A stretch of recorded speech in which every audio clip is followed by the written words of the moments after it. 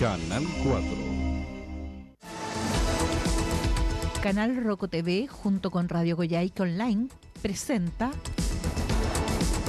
Puntos de Vista.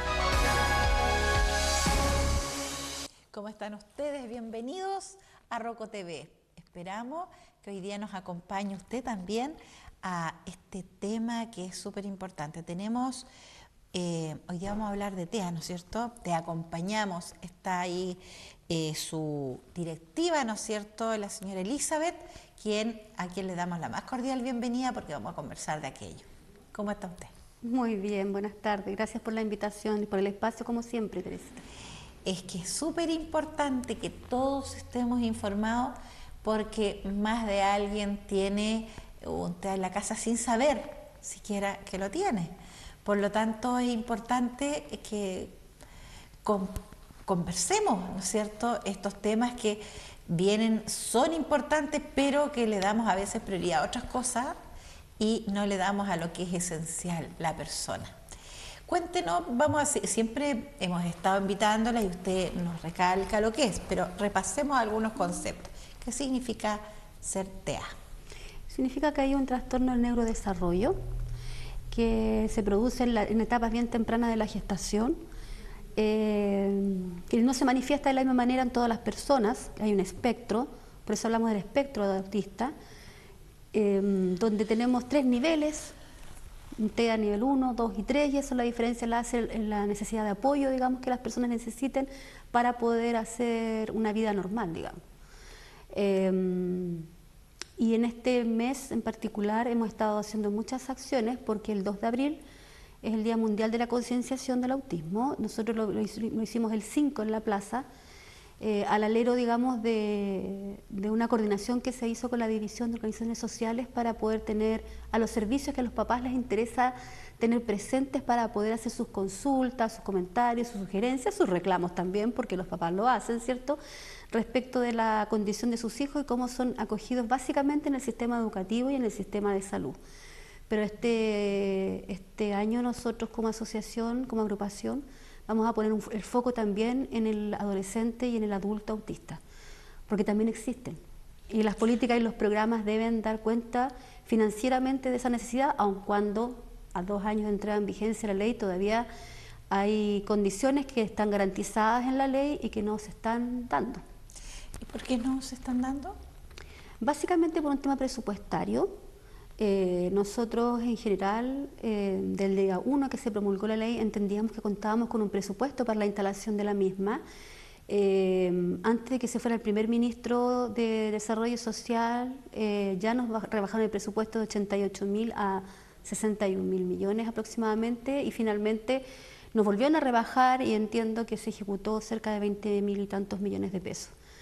Y la excusa siempre fue que no se sabía cuántos éramos, o sea, cuántas familias efectivamente tenían dentro de sus casas, digamos, personas dentro del espectro. El problema es que la pregunta se podría haber hecho en el censo. Claro. Y las organizaciones peleamos para que así fuera, la pregunta existía.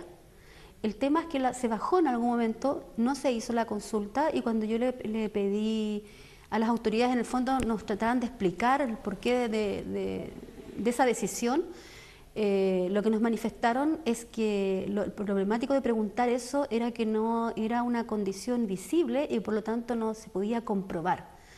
Entonces yo la verdad es que en ese minuto lo pensé, no lo dije, la excusa agrava la falta, porque finalmente efectivamente es una condición que no se ve, pero créeme que nadie va a estar inventando que tiene un autista en la familia si no lo tiene, primero que todo.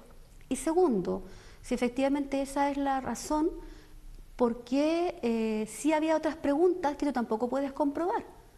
O sea, tú no puedes comprobar la pregunta que decía relación con tu percepción desde la perspectiva de género, si te autodeterminas mujer o hombre, o no binario, claro. Tampoco lo puedes comprobar. Tampoco claro. Puedes comprobar si la persona se siente, digamos, perteneciente a un pueblo originario. Aunque tenga o no tenga el apellido, tú puedes decir sí, no, teniendo o no teniendo, digamos, la descendencia directa. Y eso tampoco es comprobable, por lo tanto, creo que ahí nos caímos feo porque finalmente podrían haber contabilizado a las personas autistas, por lo tanto la ley de presupuesto, considerarlo, digamos, como un problema más de la política pública en salud, de los recursos que deben asignarse a educación, y eso no se hizo. Ahora la región en particular ha hecho algunos esfuerzos por actualizar el diagnóstico regional, pero nuevamente somos las organizaciones las que tenemos la base de datos más amplia. Y debiera ser al revés, o sea, no debiéramos ser nosotros los que insumemos nomás, sino que esta información ya debiera manejarla los distintos servicios, los que requieren tener los antecedentes para solicitar los presupuestos. Así es. Uno se pregunta, hiciste retrotraer cuando hicieron la encuesta para saber cuántos éramos. Y claro, uno dice, oye, ¿cómo te sientes? ¿Qué percepción tienes? ¿Eres hombre o mujer? Pero tú tienes un carnet, una cédula de identidad y dices, ¿qué eres? ¿Mujer o hombre? El resto son percepciones, pero como hay temas de ideologías, ¿no es cierto?, donde están incipientes ahora, te están preguntando si cómo te sientes, el sentir que una persona, claro, es para otros estudios, pero para esto que era netamente saber cuántos éramos, por cada territorio, en qué condiciones vivíamos, realmente como que hay una caída fea, porque ahí está el punto, el condimento de la ideologización de un instrumento que es del Estado, que necesita objetividad, y eso para nada es objetivo. Pero en fin, es una de las tareas que hay que seguir trabajando. El tiempo pasa y nada es a piedra, todo se va movilizando, todo va cambiando. Por lo tanto, nuestro país también tiene su forma, ¿no es cierto?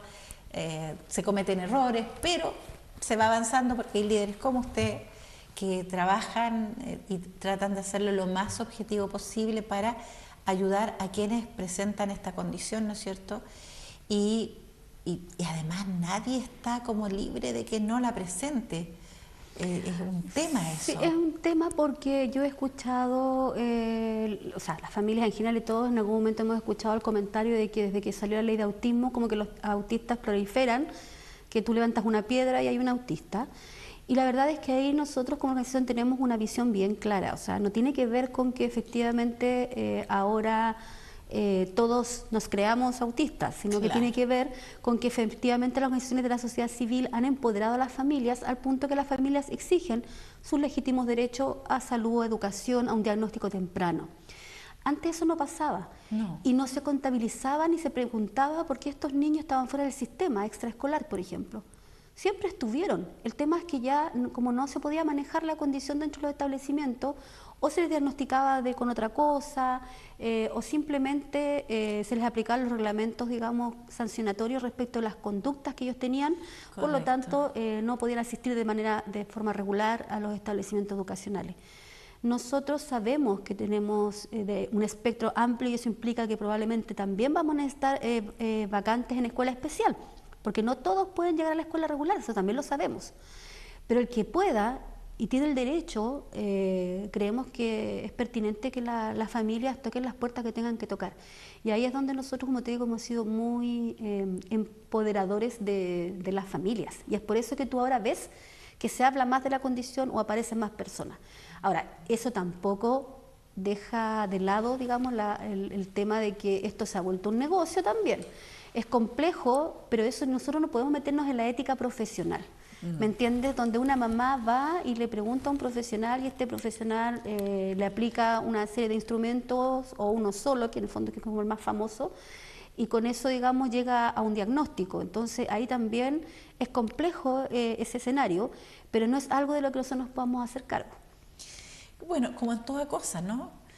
Como en toda cosa existe este tipo de riesgos que tienen que ver con el usufructo de las necesidades que van aflorando y que son necesarias tenerlas encima de la mesa.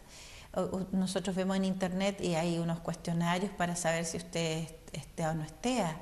Y al final del día, si lo vemos, al final habría una gran cantidad, pero la idea es que cada vez los estudiantes tengan mejores condiciones para desarrollar su proceso de enseñanza-aprendizaje, de aprendizaje más bien.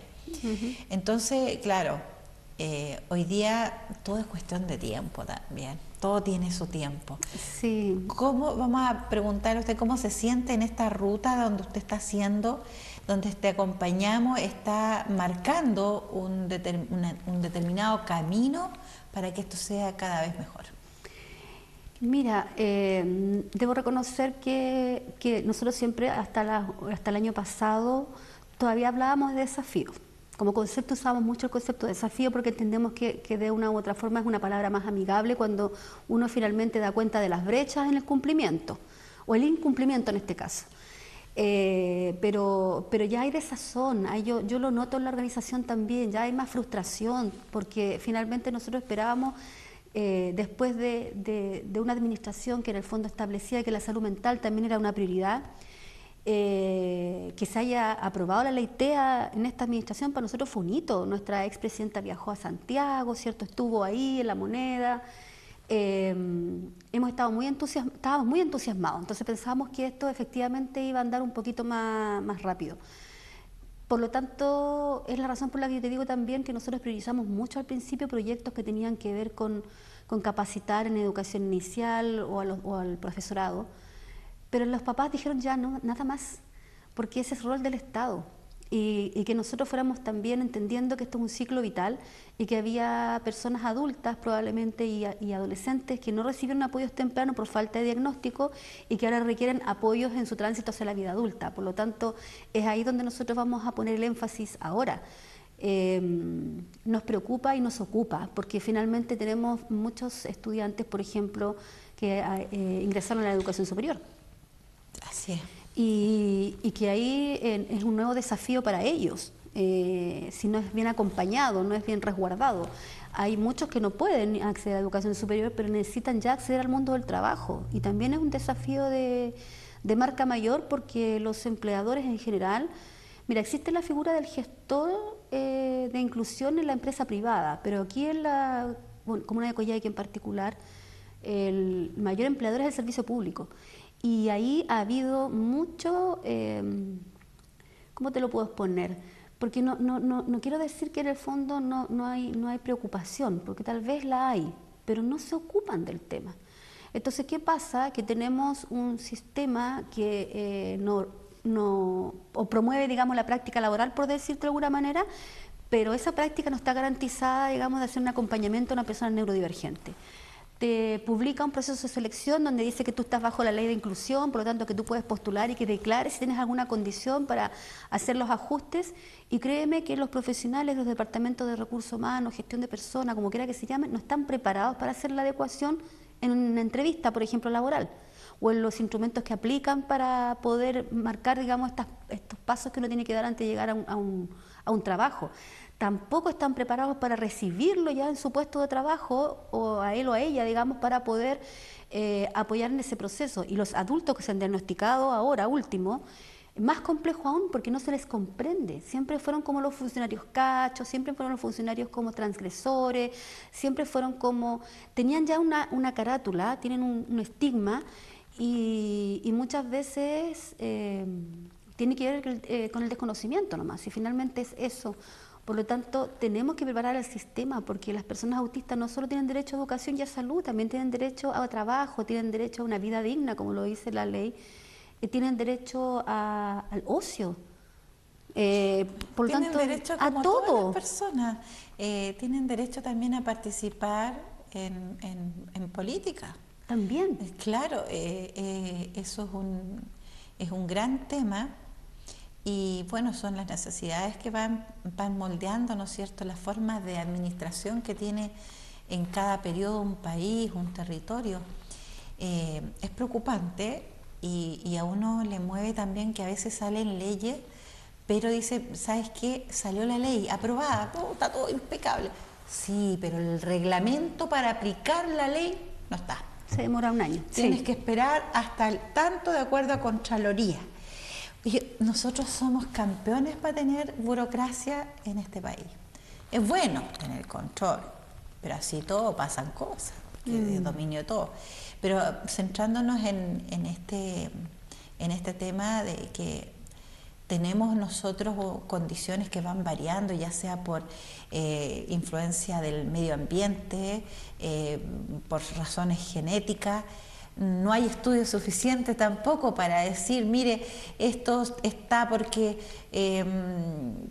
fueron demasiadas cosas que se les usó cuando eran niños o cuando iban a ser el niño. Tiene mucho de todo. Pero no lo podemos decir porque la prueba científica es a través de los estudios.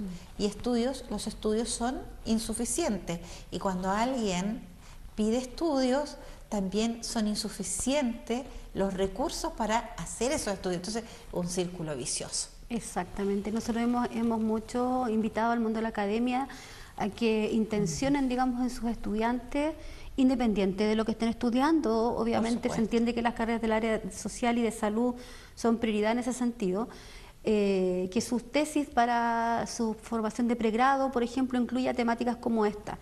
Nos ha costado mucho porque efectivamente tampoco los docentes que están a cargo de estos estudiantes saben de la condición.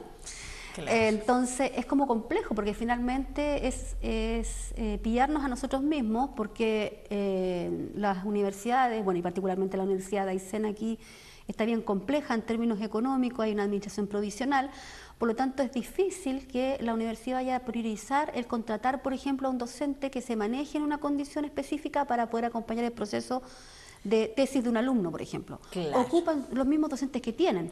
Claro. Entonces, en ese sentido, sí, son escasos los recursos tal como tú lo indicas. Y lo otro es que si se quiere hacer investigación, porque una persona desde la autoformación ha entendido que es prioritario, pero no está al alero de una casa de estudio, no puede postular a los fondos que pone el Estado al respecto para poder... Es un círculo vicioso. Es un círculo vicioso. Lejos de ser virtuoso, comprende eso, porque esto está ya hace muchos años atrás, más de 30 años atrás, cuando tú pesquisabas como docente que las herramientas que te habían dado en la universidad eran insuficientes, que hacía la mayoría del profesorado, oye, un curso, un postítulo, un diplomado, veamos cómo es la psicopedagogía, cómo llegamos más, cómo nos preparamos, pero no era una iniciativa de Estado, era una iniciativa del docente de acuerdo a lo que hacía y con sus propios recursos y todo lo demás.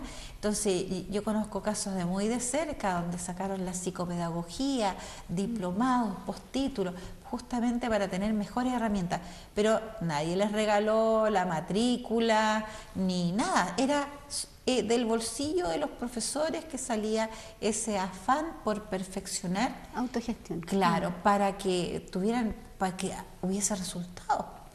Mira, de hecho nosotros hace un par de días atrás tuvimos una reunión con el Colegio de Profesores y yo les decía que más allá del cómo se dio la reunión, porque en el fondo todos sabemos que han salido casos en la prensa que al parecer de nuestra organización no han sido bien tratados en términos de que se vulnera muchas veces los derechos no solo del adolescente, de la persona que está dentro del espectro con la condición, sino también de todos los involucrados, su familia, incluida los docentes en el fondo que estuvieron ahí en esa situación. Por lo tanto, yo hace un par de días atrás tuve que sacar un comunicado dentro de la organización, digamos, y después fuimos invitados a una radio y ahí nosotros hicimos la invitación a los dirigentes del Colegio de Profesores y a los gremios o sindicatos, digamos, de educación en general, a trabajar con nosotros para que unidos fortalezcamos, digamos, lo que está pasando en sala. Nosotros tenemos claridad y empatizamos absolutamente con los docentes cuando nos dicen, señorita, o sea, yo cómo puedo tener 6 permanentes en sala, 3 TEA, por decir un ejemplo. Yeah. No tengo las herramientas porque efectivamente mi sostenedor no me ha capacitado. No tiene por qué hacer autogestión como tú dices, aun cuando hay vocación de servicio, muchos docentes hacen el ejercicio, digamos, y financian sus propias autoformaciones. Pero ahí fíjate que lo bueno es que de esa invitación, efectivamente, el Colegio de Profesores de la Comunal de Coyhaique tomó el guante y nos reunimos en la organización la semana pasada y ya estamos tratando de hacer como trabajos bien concretos y unidos, porque nosotros les decíamos, bueno, oye, ustedes del rol de dirigentes cumplen un rol preponderante en el derecho y el trabajo digno, como es la consigna que ellos tienen respecto del profesorado, pero nosotros tenemos que velar por los derechos de los niños y que se den las condiciones para que vayan a la escuela. Entonces, en ese sentido, les decía, ustedes pueden por esta vía pelear lo que nosotros ya sabemos que efectivamente es mucho, que son muchos niños por sala, que es mucho trabajo administrativo, muchas veces que les quita tiempo para poder trabajar en lo importante, digamos, que es el rol mediador del aprendizaje en este caso. Sabemos que efectivamente las condiciones laborales no son las mejores. También sabemos que el traspaso hacia el SLE probablemente tampoco fue lo mejor en términos de infraestructura, porque por lo general se quejan mucho. Por lo tanto, las prioridades de los presupuestos están puestas ahí y como que nadie visibiliza de dónde sacar recursos para capacitar a los docentes. Entonces, fue una conversación muy grata con dos de los dirigentes del Colegio de Profesores, como digo, de la Comunal de Coyhaique, y vamos a tener una acción concreta en un par de semanas más, esperamos, y ahí las vamos a ir comunicando. Y nosotros le decíamos, oye, todo el apoyo con el docente, si nosotros sabemos que hay cosas súper graves, digamos, que puedan pasar, pero pueden pasar precisamente porque no está la preparación suficiente, porque no está la conversación necesaria, la previa, porque no están los diagnósticos, o el diagnóstico es tardío, o el diagnóstico no es el adecuado, la medicación no corresponde. O sea, aquí todos entramos a jugar en una juguera que se detona y que tú ves la punta del iceberg, que es la desregulación emocional y la consecuencia de esta. Eso es lo que se ve en la prensa. En la prensa. Entonces ahí es donde nosotros decíamos, no, tenemos que trabajar juntos. Y fíjate que al menos el Colegio de Profesores de la Comuna de Coyhaique hizo eco de nuestra invitación. Qué bueno. No, pero acá siempre ha habido una buena diligencia en cuanto a profesores. Yo recuerdo años que siempre ha existido la oportunidad de diálogo, no desaprovecharla. Pero cuando tú, bueno, estamos conversando de todo un poco con el tema central de esto, pero cuando tú ves en redes sociales que se arman peleas, ¿no es cierto?, porque son distintas percepciones de la realidad que se está viendo, a ti te da pena porque dice al final, esto no es ni culpa del docente, ni del padre, ni del niño. Aquí hay un sistema que tiene que responder y no responde. Entonces, ¿quiénes se agarran? Los que están adentro. No, es que no. El sistema, en vez de, bueno, esta es una opinión y humilde opinión, en vez de mejorar, cada vez pareciera, a lo mejor estamos equivocados, que retrocede. Porque tú ves, antes se podía decir que si a algún establecimiento se le rompía un vidrio, qué sé yo, y todo lo demás, tú ibas a la instancia en el mismo Coyhaique y todo, tenías más prontitud en cambiar esa situación. Hoy día no es así. Y no es porque esta crítica no se personaliza en personas, es el sistema.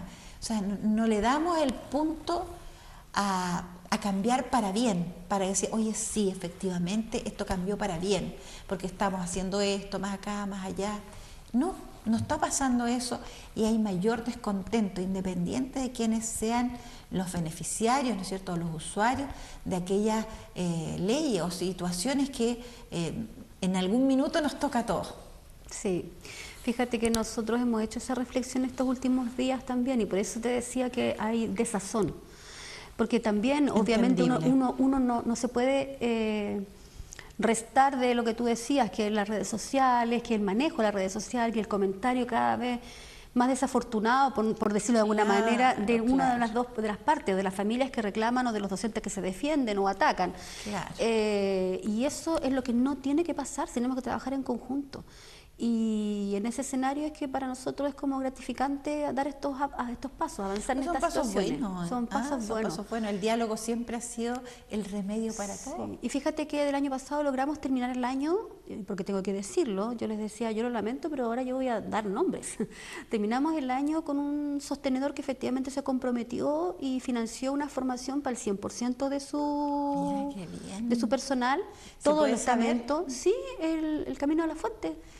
Ese colegio fue el primero en acoger la necesidad de su cuerpo docente Nosotros subimos porque nos contactaron solo para que nosotros intermediáramos con quienes son los formadores que nosotros como agrupación siempre contratamos en los proyectos. Por lo tanto, esa fue nuestra participación, digamos. Pero en el fondo, nosotros gratamente sorprendidos de que alguien lo haya hecho. Por lo tanto, entendemos que si ese colegio pudo, es porque también están los recursos en los otros sostenedores. Vamos a poder hacerlo. Te estoy hablando de un particular subvencionado, obviamente. Sí. Ahora, ¿qué recursos usó? Lo que la ley le permite. Si en el fondo, por algo está la ley de subvenciones, ¿cierto? Y en ese sentido, entendemos que fue un tremendo avance, que al menos un colegio lo haya hecho y nosotros lo destacamos mucho. Hay otro que es muy autodidacta, que es el colegio Los Altos del Macay, porque ellos han avanzado solitos. Por su cuenta, fíjate que ellos también han gestionado la formación de su profesorado, de sus asistentes, precisamente porque entienden que hay una necesidad ahí y ellos también son reconocidos por la organización como una comunidad educativa inclusiva. Y sería, pues se me acaban los ejemplos, entonces ahí es donde uno dice, oh Dios, ¿cómo seguimos avanzando? Tenemos que seguir, o sea, seguimos tocando puertas. Hemos empoderado también mucho a los centros regionales de padres, que ellos también postulan iniciativas de los fondos concursables que hay, que se abren para poder formar a los docentes. Bueno, y los servicios públicos, que también pueden postular al gobierno regional, si en el fondo también pueden postular los fondos del Senadis. El SLE puede hacerlo, Junji, Integra, lo pueden hacer. Por lo tanto, cuando te dicen que hay una retracción importante en lo económico, que presupuestariamente no estamos bien, que este año viene peor que el anterior, que tú lo ves como funcionario cuando estás trabajando, ves la situación que hay económica al interior de tu servicio, pero siempre hay fondos. ¿Por qué las organizaciones nomás tenemos que quemarnos las pestañas haciendo proyectos, y que no es nada fácil, es mucho tiempo que uno tiene que dedicarle a eso? Cuando también hay otras vías por las cuales se pueden canalizar los recursos de los cuales dispone el Estado. En este caso, yo sé que el gobierno regional va a estar súper demandado probablemente, lo mismo la Seremia de Gobierno con sus fondos, porque hay mucha necesidad. Mucha necesidad. Realmente es complejo. Es complejo, pero cuando el Estado no llega en forma directa, la ciudadanía se empodera y participa de la mejor manera que puede, ¿no es cierto?, para que lograr ciertos objetivos que, si bien es cierto, no son chiquitos, son los primeros pasos que cuestan darlo, y sin embargo, como ciudadanos, tienen lideresas, líderes que puede decir, ya vamos a mejorar esto, no nos está llegando, pero dan la vuelta, cómo nos metemos, cómo hacemos tal o cual cosa. Y esto es realmente da que pensar, ¿no es cierto? Uno lo único que desea es que las cosas vayan cambiando, pero vayan cambiando no en forma individual, sino en forma colectiva. Lo colectivo es el que tiene la palabra al final.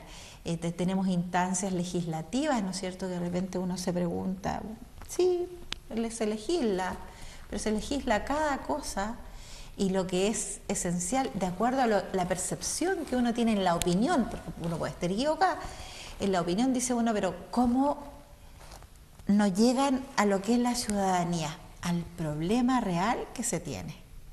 Complejo. Ni hablar de los cuidadores. También están un poco los cuidadores. Ahí los cuidadores también estamos muy al debe.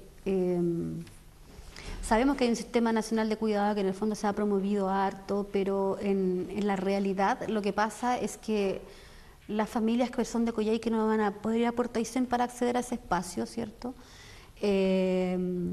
Las cuidadoras que todavía tienen la ventaja, entre comillas, de trabajar, sus empleadores, no todos en el fondo dan cuenta de lo que la ley les faculta para poder asistir a sus hijos en caso de desregulaciones, o no todos priorizan a una mamá cuidadora de un niño autista para darle teletrabajo, por ejemplo, cuando es un tema que quedó después de la pandemia, aprobado a través de la ley de presupuesto, la extensión de este beneficio para los servicios públicos, por ejemplo, y lo que me ha tocado vivir en primera persona y ver es estigmatización y todo el rato... Y juicios de valor. Juicios de valor y todo el rato persecución respecto de aquellos padres que en el fondo ejercen el rol de cuidado. Entonces, son hartas aristas, porque esas familias se van precarizando si efectivamente esa persona tiene que tomar la opción de ejercer el cuidado al 100%, porque no funciona el sistema, como tú decías, porque en el colegio no lo pueden tener, porque en el jardín no lo pueden tener, porque tu empleador te pone peros, por lo tanto, finalmente avanzas poco y nada. Así que esa es como la realidad. Yo hoy día vine como con un shock más de realidad, porque así me lo han pedido. Yo represento a muchas personas. Entonces me dicen, Eli, tú siempre vas a contar lo bonito, también tienes que contar cuáles son nuestros problemas. Como dicen los lolos, la dura, pues. La dura. La dura. La dura. Claro que igual voy a terminar con lo bonito, y lo bonito, digamos, que nosotros como organización estamos haciendo y que yo te quiero contar. Cuente nomás, porque ya nos pilló la hora. Nos pilló la hora, ya. Primero que todo, saludar a la Federación Autismo Sur de Chile, que las chicas nos van a estar viendo, donde hay organizaciones de la Araucanía hasta Magallanes. Y en ese sentido, hoy día estaban en Puerto Montt ya conformándose y firmando los estatutos de la federación, a la cual nosotros pertenecemos, así que les mando un cariñoso saludo a las chiquillas, un abrazo, porque ese es un esfuerzo mayor todavía moverte de tu región para ir a posicionarte, ¿cierto?, como federación. Por lo tanto, les mando un saludo y les brindo un caluroso abrazo a la distancia. ¿Qué nos queda? Mira, nosotros ya hemos estado todo el mes con actividades. Ya el sábado tuvimos la de la plaza, qué sé yo, y nos quedan 2 o 3 actividades que son grandes, que esperamos que la comunidad nos apoye. Una es el 26 de abril, que vamos a hacer una cena bailable a beneficio de la organización, porque como te decía, nosotros o es por proyecto o nada, no tenemos otra forma de tener recursos, porque somos una corporación sin fines de lucro, que no cobramos por las prestaciones que se le dan a las familias cuando adjudicamos un proyecto. Por lo tanto, no corresponde cobrar, por lo tanto no tenemos recursos si no hacemos estos beneficios de repente. Entonces este año vamos a hacer una cena bailable, 80, 90, 2000 me decían las chiquillas, porque habemos de todas las generaciones, así que va a ser bien amplio ahí. Y vamos a vender entradas, qué sé yo, seguramente vamos a estar molestando un par de días más, ofreciendo no es molestia, por favor. Vamos a seguir trabajando con los talleres de autocuidado de las cuidadoras, donde se está produciendo material y que ahora también ya se pide un aporte. Ya no estamos regalando nuestra chapita, regalando el tazón sublimado, regalando el calendario. Estamos pidiendo un aporte, como lo hicimos el sábado en la plaza, porque eso nos permite volver a comprar insumos para que ellas sigan trabajando. Ya fue el sábado que recién pasó, sí. Por lo tanto, nos queda la fiesta, nos queda la ceremonia del Día del Carabinero, donde también fuimos invitados por el nuevo general que asumió ahora este año, para poder reconocer la certificación de 4 funcionarios de Carabineros que participaron de una formación certificada, aprobaron el curso. Por lo tanto, se les va a hacer un reconocimiento porque fue un esfuerzo mayor. Es un estamento como súper distinto. Y fíjate que se incluyó en un programa de formación docente. Y ellos fueron capaces de terminar el curso y aprobarlo de muy buena manera. Y reconocido por la comunidad, por lo tanto ahí nos invitaron a esa ceremonia. Entiendo que ahí vamos a entregar los agradecimientos como corresponde. Y queremos terminar el mes, ojalá, la medida de lo posible, con que las rotarias que nos apoyaron con un proyecto el año pasado nos van a implementar nuestra salita de la calma, que le llama uno, ¿cierto? Ese espacio, digamos, sensorial para los chicos cuando están en la casita azul. Esperamos que este mes podamos ejecutar la compra, pero si no ya lo vamos a difundir igual ampliamente, porque ese fue un proyecto que también se postuló el año pasado, lo postularon ellas por nosotros, y el lanzamiento de nuestra página web.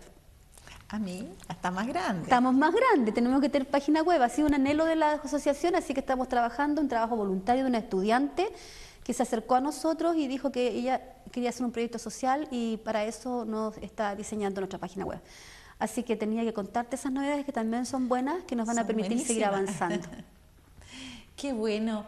Elizabeth, quiero agradecerte la presencia que tienes tú acá en el canal, porque esta es digamos, este mensaje va para todos nuestros televidentes, tanto de la región como fuera de la región, los que nos ven en la web también. Es importante saber que Roco TV trata, porque es tratar, porque no siempre abarcamos todo, porque somos un equipo chiquito, pero tenemos la mejor voluntad de que la gente esté informada, que las personas que nos ven estén informadas para de mejor manera llevar todo esto que está pasando, ¿no es cierto? Así es que tiene su casa, pues, cuando salgan estos flyers que eran los póster antes, ¿se acuerdan? estos avisos, cuando el beneficio, tráigalo, mándelo por correo, por WhatsApp, y nosotros acá lo difundiremos con el equipo. ¿Parece? Me parece, muchas Palabras gracias. para despedirse, mi querida amiga. Bueno, solamente llamar a las familias que nos mantengamos unidas, que nos mantengamos siempre velando y garantizando los derechos de nuestros niños, niñas, adolescentes, adultos, pues son familiares todos, con el debido respeto también. Esa es la consigna de la organización. Nuestras primeras líderes así lo plantearon, así fijaron el rumbo, por lo tanto nosotros lo hemos hecho de la misma forma, porque sabemos que situaciones como las que ya habíamos comentado en las redes sociales, lejos de aportar, solo revictimizan a los involucrados y no llegamos a ninguna parte ni a consenso. Por lo tanto, ese es el llamado, y créeme que Te Acompañamos se conforma de muchas personas que tienen esos valores, y entonces eso es fantástico. Yo feliz de representarlas porque son muy buenas personas, y eso yo creo que es clave. Sí, así se percibe también.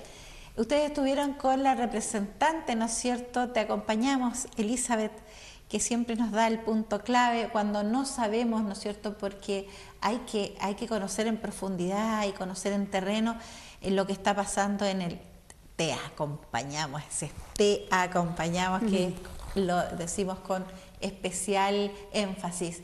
Un abrazo cariñoso, cuídese y nos vemos próximamente. Muchísimas gracias. Canal Roco TV, junto con Radio Goyaica Online, presentó Puntos de Vista.